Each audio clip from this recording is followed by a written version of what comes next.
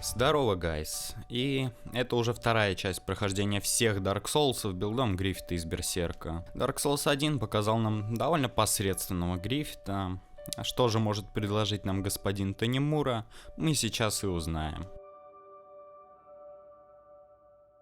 Уже по классике я взял класс странника ради ловкости и модной сабельки. Кстати, редактор персонажа особо лучше не стал по сравнению с Dark Souls 1, только теперь тут даже причесок особо похожих нет, так что я взял прическу с наиболее длинными волосами. Также делаем голубые глаза и готово. Пробегаем быстренько обучающую локу и попадаем в, наверное, самый лучший хаб в серии. Это Маджула. Очень атмосферная локация, чего только стоит здешняя музыка. Забираем у Шинолоты фласку, достаем из колодца осколок фляги и сразу же качаем ее. Отправляемся в лес гигантов. Нам нужно чуток подкачаться и пособирать всякий мусор на будущее. Тут же мы встречаем нашего первого босса, это последний гигант. И это просто губка для урона. Он не представляет даже намека на какие-либо трудности и просто впитывает весь урон, что вы можете ему внести. Больше тут делать нечего. Теперь нам нужно в огненную башню Хейда. И вот он, второй босс в игре. И это уже натуральный анекдот. Драконьего всадника абсолютно никто даже не воспринимает всерьез. Все его просто скипают. Ну ладно, теперь нам нужно разобраться с Лисией. Не, можно, конечно, встретить ее в Маджуле и заплатить ей бабки за то, что мы можем получить бесплатно. Но зачем? В общем, убиваем ее, забираем ключ-камень и сразу же отправляемся в рощу охотника. Здесь мы найдем наше первое оружие почти до конца игры. Да, это опять Рикардова рапира. В отличие от DS1, урон тут у нее шикарный. При прокачке на плюс 10 она имеет максимальный скейл от ловкости, чем может похвастаться всего 3 оружия в игре. Но визуально она выглядит не очень, как по мне. В Dark Souls 1 она намного красивее. Я сразу же качнул ее на плюс 3 и пошел на преследователя. И данный молодой человек уже потрепал мне нервишки. Dark Souls 2 максимально непривычные и неприятные перекаты. Даже не знаю, как это объяснить, но ими просто некомфортно пользоваться. В общем, отлетел он примерно с 3-й попытки и отправляемся в забытую крепость. Тут нам нужно попасть к кузнецу. Зажигаем факел, выслушиваем его шизофазию, и теперь можно прокачать рапирку для плюс 6. Неплохо было бы обзавестись доспехами. И на данном этапе игры мы можем получить всего пару сетов, которые похожи на доспехи Гриффита. Это сет Таргреен, аристократичный, элегантный доспех. Либо же сет рыцаря Хейда. Потрепанный, грязный, рваный. В общем, выбирайте, что вам по душе. Для своего прохождения я выбрал сет Таргрея, потому что сет рыцаря Хейда, мне не очень нравится. Мне кажется, он вообще не подходит по стилистике, но общие элементы с сетом Гриффита у него есть. А еще мне просто лень было выбивать его. Итак, как же добыть сет Таргрея?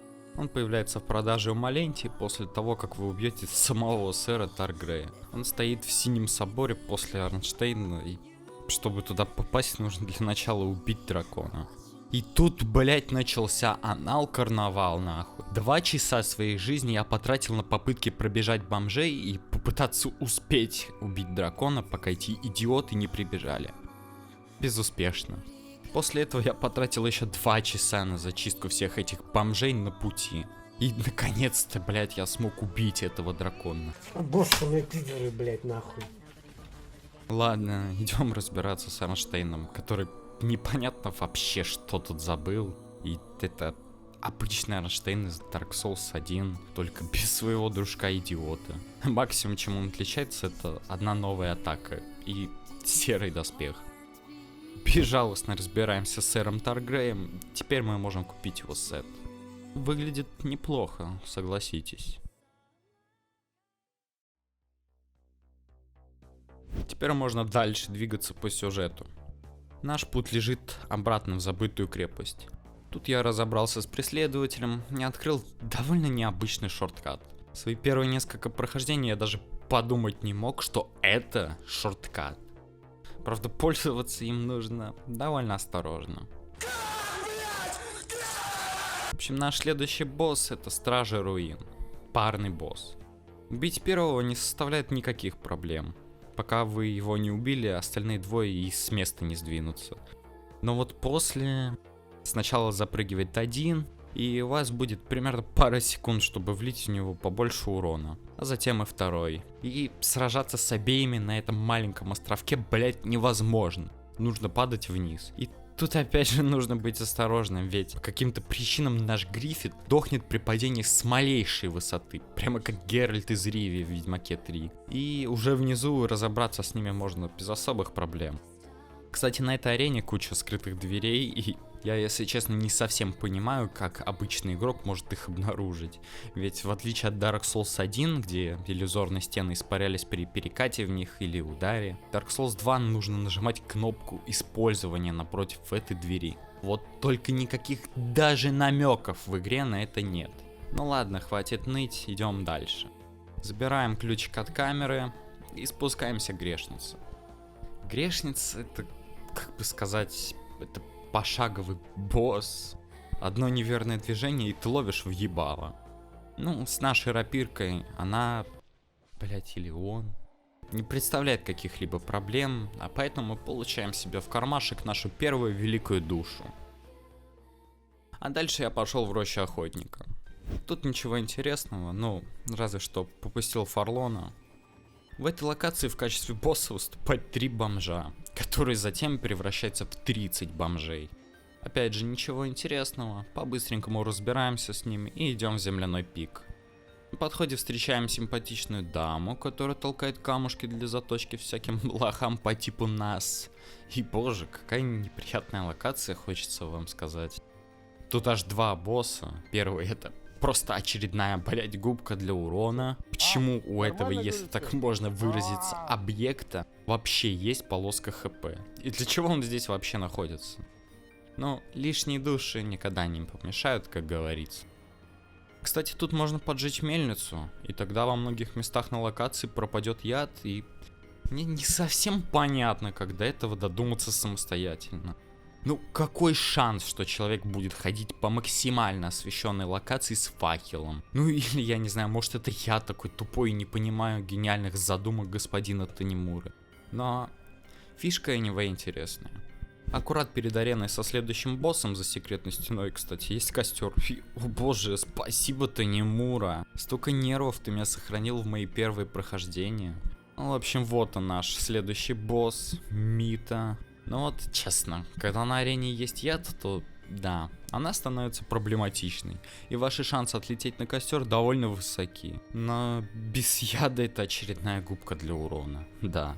Заканчиваем с ней, короче, и поднимаемся на лифте из башни в цитадель. Да, сколько же говна сказано про эту локацию. И на самом деле есть за что. Толпа алонских рыцарей, там, все дела, вот это вот. И во время записи футажей и продумывания сценария я даже хотел рассказать, что в этой локации есть и что-то хорошее, но, сука, нет, нихуя. Сначала я как полный еблан несколько раз умер от хуй пойми вообще чего. В следующий трай я убился об ебучего броника Дениса. Затем ко мне вторгся еще ебучий Фарлон, когда я уже сдох, блять. И, блять, естественно, в next try ко мне вторгся уже игрок. Блять, это просто пизда. Как же у меня горела жопа в этот момент. Куча глупых смертей и постоянные вторжения всех, кого только, блять, можно. Ёб, блядь, овтей ты, сука! Игрока я, кстати, наказал, да. Лежать плюс сосать! Ну да ладно, нам предстоит сразиться с демоном плавильни.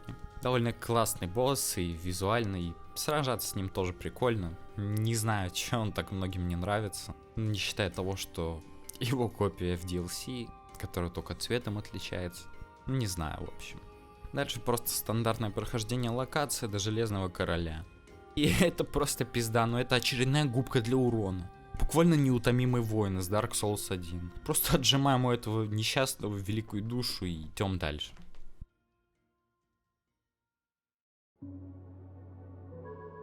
Дальше я отправился в Темнолесье, местный аналог Silent Hill. Из интересного тут это кольцо Кларантии на +1.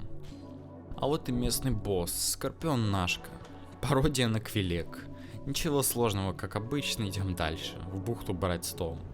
И это опять наискучнейшая локация, так же как и местный босс.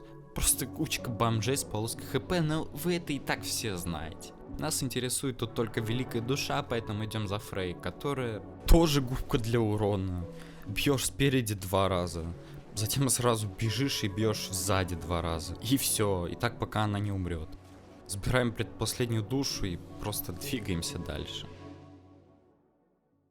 Чтобы попасть в помойку нормально, нужно или потратиться на лестницу, либо купить кольцо, снижающее урон от падений, либо же просто иметь кучу хп.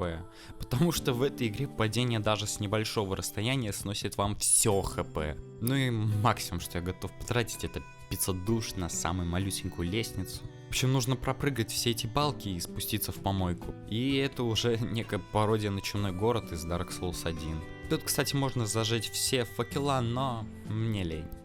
Тут даже босса нету, поэтому просто спускаемся вниз в черную расселину. И бля, какая же это омерзительная локация. 1000 отравляющих статуй, всякие непонятные существа, вылазящие из-под земли, еще и фантом. Ну а так, небольшая пробежка для босса. В целом, никто мешать особо не будет. И вот наша последняя великая душа. Я, конечно же, 3 раза сфидел как последний чмошник, но в целом он не то чтобы сложный. У него скудный мувсет, и единственная опасность — это его выпук смерти на 90% хп. Кладем себе в карман последнюю великую душу, и теперь можно идти в замок Дранглик.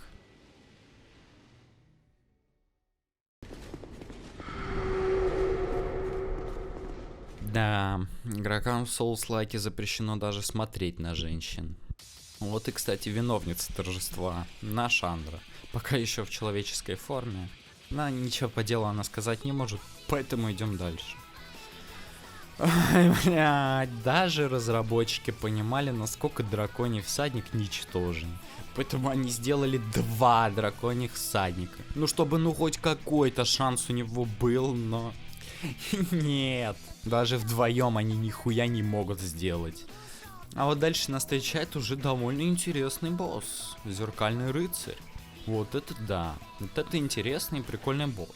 Атмосферная арена с дождем. Визуал самого босса тоже прикольный. Да и он может дать вам пизды, в отличие от ранее встреченных боссов. А дальше нас ждет самая уебищная локация в игре.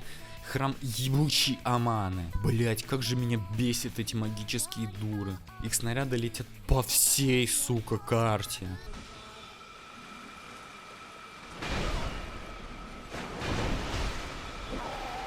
Блять, как же я ненавижу эту ебучую игру. Ой, Гайзин, уреногемониман курунока. Да я не про вашу игру, извините. Нидотоюна. Еблан какой-то. В общем, убиваем нечто, что напоминает босса, и идем в склеп мертвецов. Тащим-то тут особо тоже ничего интересного нет, мы просто убиваем Вельстада. Я, кстати, подумал, может быть, стоит использовать его броню, ведь спереди она по форме похожа на доспехи Гриффита, но они какие-то слишком черные, да и сзади не особо похожи, поэтому скип. Забираем символ короля, и сейчас мы можем получить уже нашу финальную броню. Но для этого нужно убить защитника и смотрителя трона. И, сука, ну какая же гениальная идея закрывать все двери после смерти. Я кучу раз сдох на этом боссе, как полнейший еблан, и каждый раз стоять смотреть, как медлительно открывается эта дверь, ну, это просто пиздец, чё. Улетела эта пародия на Эйнштейна и Смоука примерно за 5 траев. Теперь нам нужно вернуться в Манджулу, потратить у Магли на 15к душ, и в продаже у него появится сет смотрителя трона. Вот он-то нам и нужен. Выглядит красиво и элегантно. Латы с тканевыми белыми вставками. Довольно похоже на гриффитский шмот. А еще причесон в этих доспехах выглядит нормально. А теперь можно отправиться в цитадель Алдии. Туда нам нужно и по сюжету, и для получения нашего последнего оружия.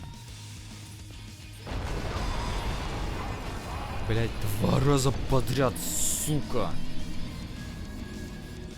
Ну что же, убиваем дракона, по-быстренькому проходим локацию и забираем сердце пепельного тумана у дракоши. С этим предметом отправляемся к канцлеру Вилагеру, в замок Дранглик. И после разговора с ним он даст нам наше финальное оружие Эспада Ропера. Очень стилевая рапира, похожая на оружие Гриффита. Но вот проблема в том, что у нас остался всего лишь один босс, и это Нашандра. Нашандра, ну, это, если честно, самый халтурный финальный босс игры. Ну серьезно, просто бьешь, бьешь и бьешь. Ее максимум это сделать 3 атаки перед собой и наставить проклинающие залупы, которые исчезают, если ударить по ним. Еще и Алди какого-то хуя не появился, хотя я с ним каждый раз разговаривал. Ну да ладно, нам остается только сесть на трон и стать новым королем. Да, надо было хотя бы для приличия юзануть человеческую фигурку. В общем, игра пройдена, и в этой части сборка Гриффита показала себя довольно неплохо. Мне понравилось и визуально, и геймплейно.